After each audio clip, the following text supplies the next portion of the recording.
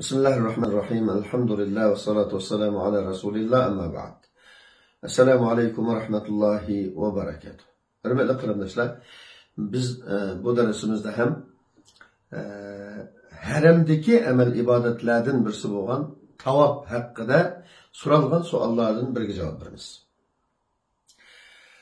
O başımı bir türlü kardeşlerimiz soruyor ki, biz ömür ibadetimizni tamamlab ihramdan chiqqandan keyin kelgan yerimizga qaytquchi bo'lgan jarayonda, ya'ni bir necha kun Bishkekda bu yerda davomli qolamiz, turamiz.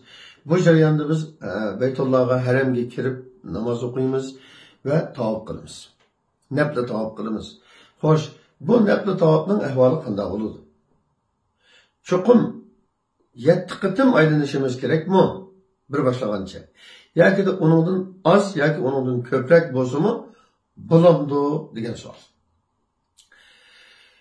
Buning uchun biz qarindoshlarimizga aniq va tushunishli, ro'shan bir javob bo'lishi uchun Payg'ambarimiz sollallohu alayhi vasallamning bir hadisini bayon qilish orqali javob beramiz. Abdullah ibn Umar radhiyallohu anhudan rivoyat qilingan Tirmiziyda kelgan bir hadis.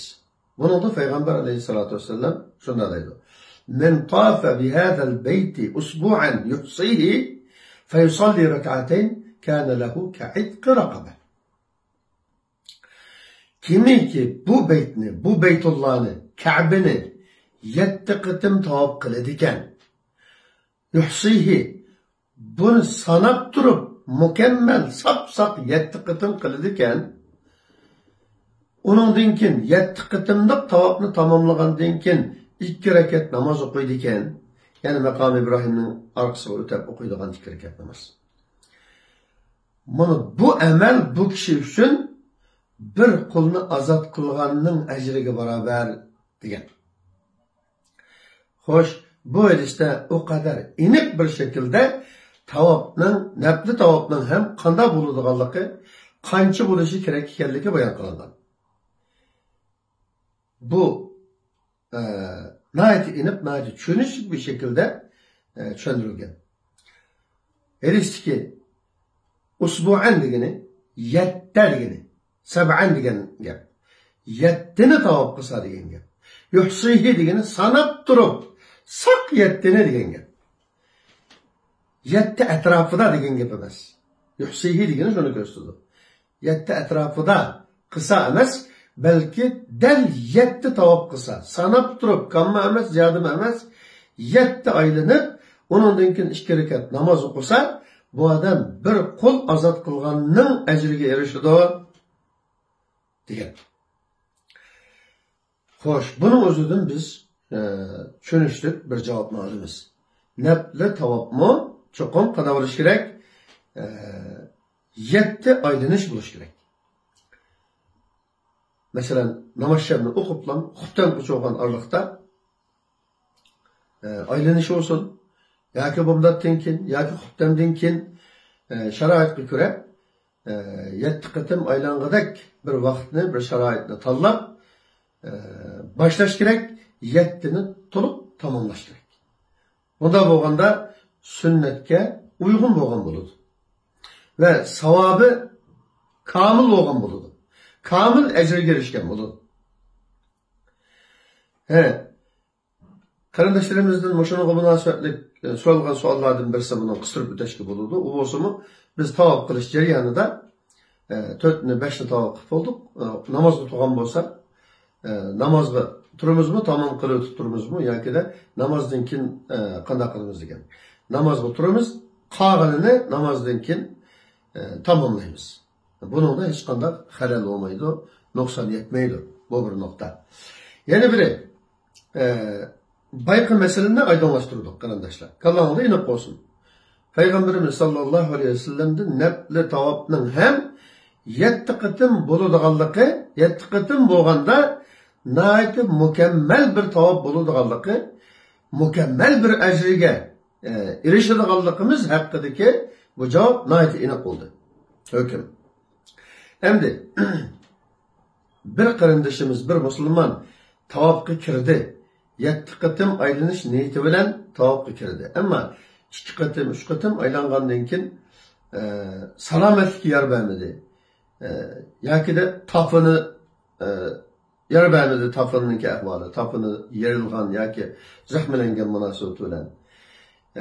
Yoki de bellari og'rishi, boshqa sabablar bilan salomatlik jihatdan sharoiti yer bermay qolgan bo'lsa, shu yerda to'xtab 5 rakat namozini o'qib, oxirlashtirsa bo'ladi. Bu qilgan tavofiga yana shunga loyiq shaklda ajr beriladi. 7 qitim qilganda mukammal bir ajrga, to'liq bir qo'lni azod qilganning ajriga erishgan bo'lsa, 1 qitim, 2, 3 qitim qilib to'xtagan bo'lsa, shuningga tushib ajrga erishadi deb qaragan mujtahidlar, imomlar ham bor. Onun uchun bu yerda bir nuqtani muayyanlashtiramiz qarindoshlar. Demak, 1 qitim, 2 qitim qilsami durustmi, durust emasmi? Durust. Lekin insonlarda shunday bir narsa umumlashgan. Durust qismiga chaqnashib oladigan. Ya bunun aslisi nima? Asli talab nima? Rasululloh qanday qilgan? Rasulullahning dini nima? Rasulullahning o'zining qilg'ini nima qanday? Buningga ko'ngil bilmay, durust qismiga chaqnashib oladigan, ba'zi ishlarni oshirib o'tadigan bunday ahvollar nayt egil.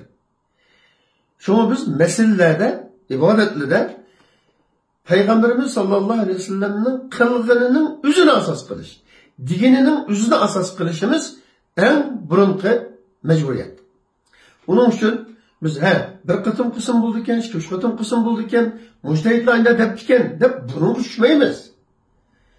Biz eslide Peygamberimiz sallallahu aleyhi ve sellem digen ve ebzellikini gösterken, bayan kılgan haletini kılımız. Bu şeklini kılımız. Bunu tutunuz.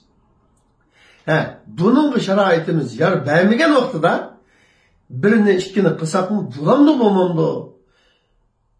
2'ni kıldım ya 3'ni kıldım. Endi bu buzlup gider mi? Fakat ecirge erişenmeyi kalan bu meselesi de mujtahid imamlarının ki birini, ikini kısmı şeraiti şunun yer toluk tamamlaşkı şeraiti yer vermey.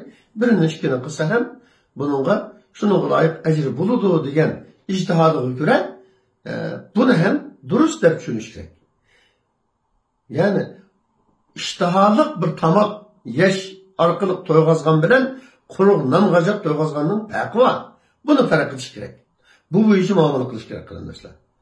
İmam Nevevi rahimahullah Moşe hadisinin ki şerhini bayan kılgan noktada kimi ki 7 tavapını tamam kılmışsa onunla hiç kadar ecir olmaydı diye.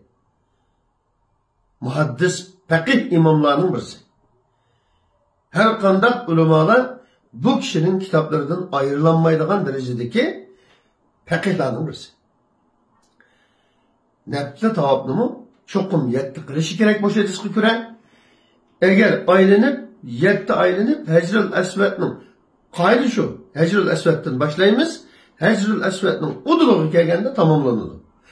7 aylanıp 7. kıtımda Hecr-ül Esved'nin kaşığı kegeli bir kadın kağında toktap kağın bolsa bir bakar degen sözde kılgan.